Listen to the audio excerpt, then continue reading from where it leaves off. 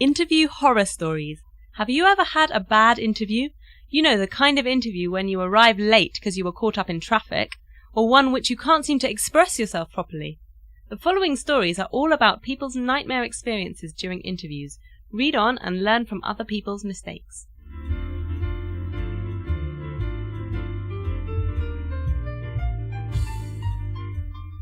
Babylon. Hadley Jones got into a real mess during a recent interview with a clothes manufacturing company. I was applying for a position as a senior accountant. The first interview went really well, and I was called in for a final interview with a senior partner in the company. On the day in question, the imposing gentleman asked me all the usual questions. Then, towards the end, he asked me something that I didn't understand.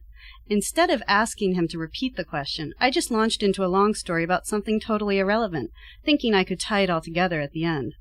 I kept straying farther and farther from the original topic, whatever that was.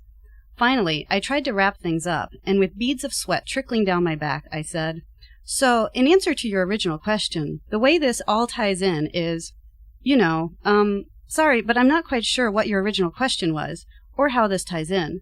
But it all means that I'm great for this position, don't you think?" The interviewer did not agree.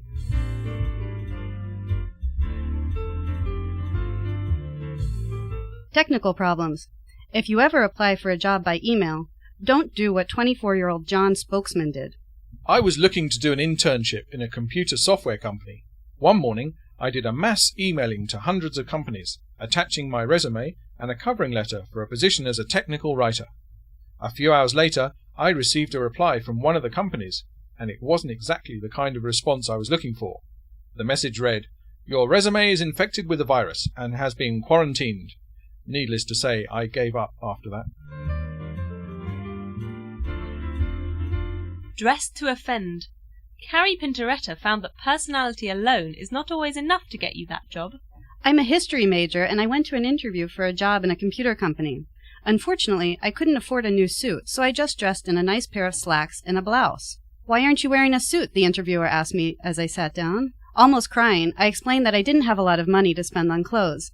Then the interviewer went off about how she didn't come from a lot of money, but that she did manage to buy one suit. As you can imagine, I didn't get the job. Word jumble. 32-year-old Jordan Muller made a very embarrassing spelling mistake on his CV.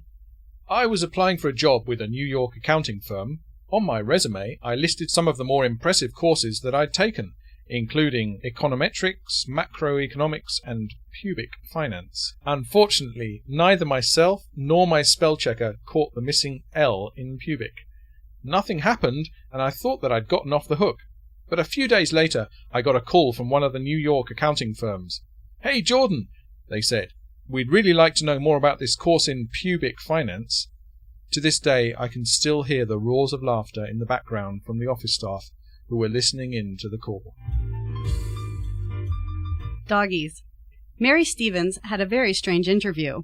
At the time, I was a shy 21-year-old literature graduate applying for a job as assistant quality controller for a well-known brand of pet food. During the interview, there was a dog there. At first, he behaved very well, but eventually he became especially interested in my leg. I kept shuffling to protect myself from the dog, but he wouldn't stop. The funny thing was that the interviewer just completely ignored what was going on. Meanwhile, I was trying desperately to maintain my concentration, but I really lost it when he climbed up onto my leg and started, well, you can guess what he started doing. "Stop! Stop!" I shouted, jumping up. I left shortly afterwards, without the job. Nothing goes right. 26-year-old Dan Goodman had one of the most unusual interviews imaginable. On the morning in question, my neighbours called, saying they desperately needed a babysitter for their 3-year-old daughter. Of course, I agreed to help out, completely forgetting that I had an interview to go to. Then, just 20 minutes before I was due to be at the interview, I suddenly remembered. In a panic, I phoned an ex-girlfriend who agreed to come over and look after the baby girl. As soon as she arrived, I ran out of the house, but I was in such a rush that I forgot my belt.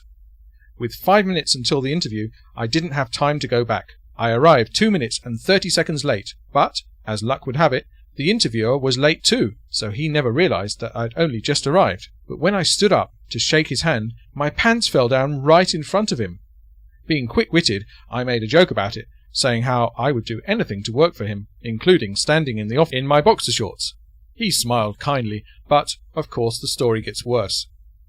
Next, the interviewer asked me for a copy of my resume. Immediately, I reached into my binder and pulled out a resume with a covering letter to a competing agency. The interviewer took one look at the title and subject of the letter and asked me to leave. Strange, but true.